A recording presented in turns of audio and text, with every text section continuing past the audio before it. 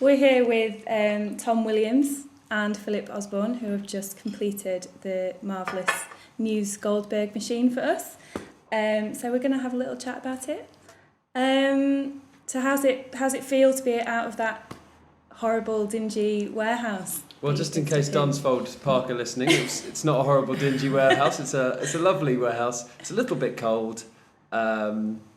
It's a little bit lonely every now and then. No, it feels very good to have the thing done. I think looking back on it, we're quite surprised that what we tried to do actually did work in a sense. You know, I mean, when you hear about the stories of all the other big people, the big kind of Rube Goldberg machines like the OK Go one or the Honda advert, you know, a lot of them were sort of stitched together as I understand it. So the fact that we were able to do it in all one take makes me very proud and makes being in that dingy hangar worthwhile.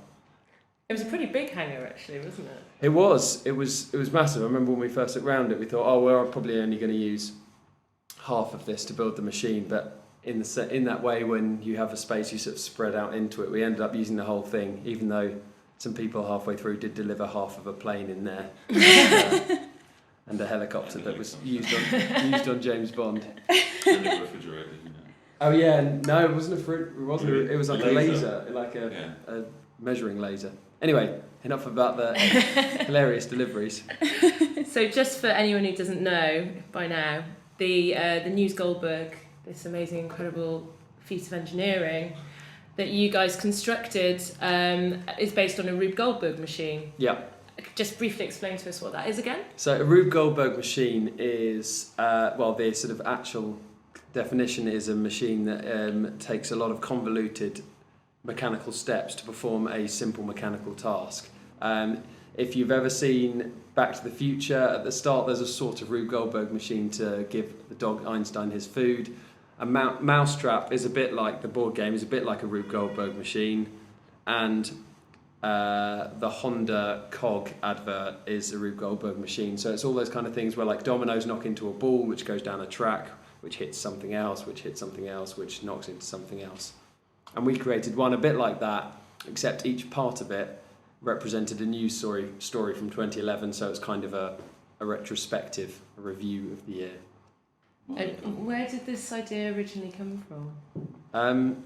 I originally was just thinking I'd like to do a kind of spoof Rube Goldberg machine, where it was just like, part of it was just people carrying the ball along to the next thing. So deliberately, like, the joke was that it was clearly not a thing, you know, and we'd spend ages going like, it was in one whole take and that kind of thing. And then as I thought about it more, I thought, well, no, actually, there's loads of stuff you could do, and doing a genuine Rube Goldberg machine is much more impressive than just kind of doing a stupid version. And then I thought about this, well, what if there was a kind of theme to it, and what if it was, you know, all about news articles, and it sort of came from there. And I spent a long time thinking about it and thinking, yeah, I'm definitely going to do that for the end of the year. And then I sort of thought, well, maybe I'm not. And then I sort of had the opportunity to talk to Finite Funnies, and I was like, wow, I'm definitely doing this. And we haven't got very long, and so I got my good friend, artist and filmmaker Phillip Osborne involved, who was enormous help on the whole thing.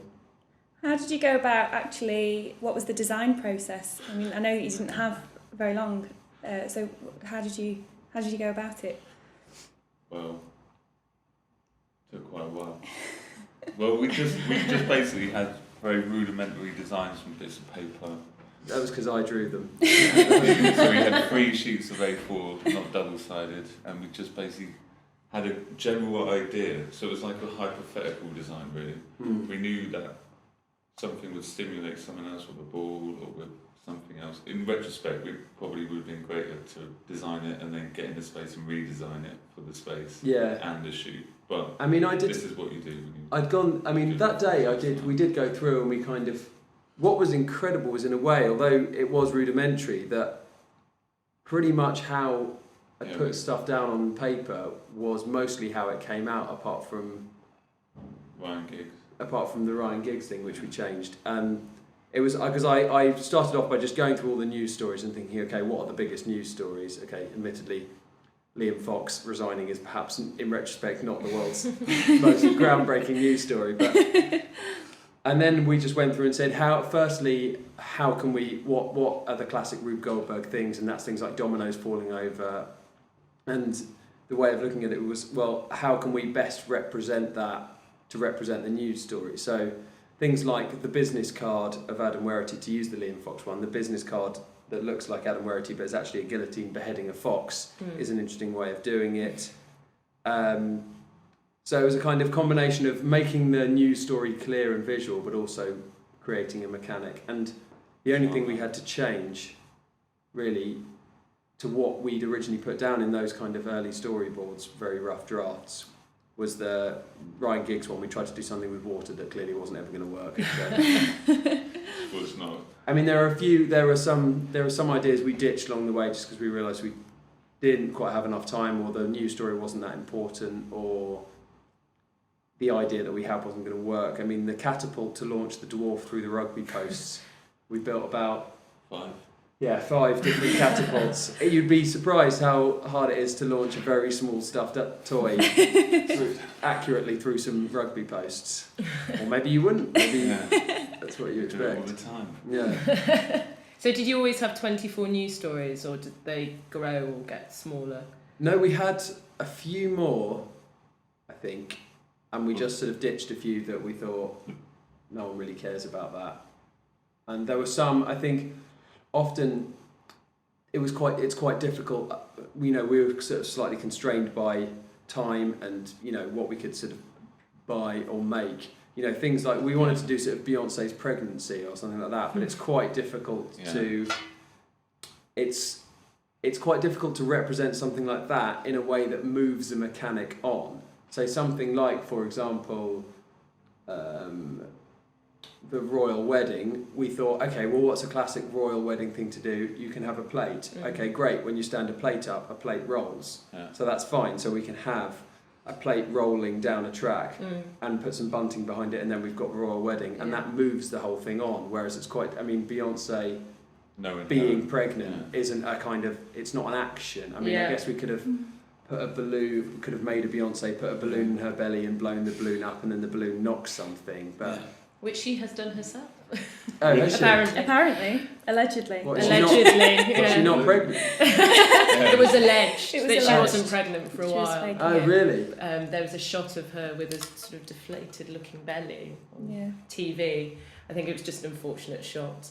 I like the idea that her looking thinner than she was before is an unfortunate shot. Most of the time, yeah. As far as we know, she is pregnant and the baby is due very soon. Yes. I wish her the best of luck. Congratulations to Beyonce. Yeah, absolutely. Less so to Jay-Z because he and his writers had Newport pulled from the internet. There we go. Well, yes, talking of that, so Tom, you are one of the guys behind Newport State of Mind. Yeah.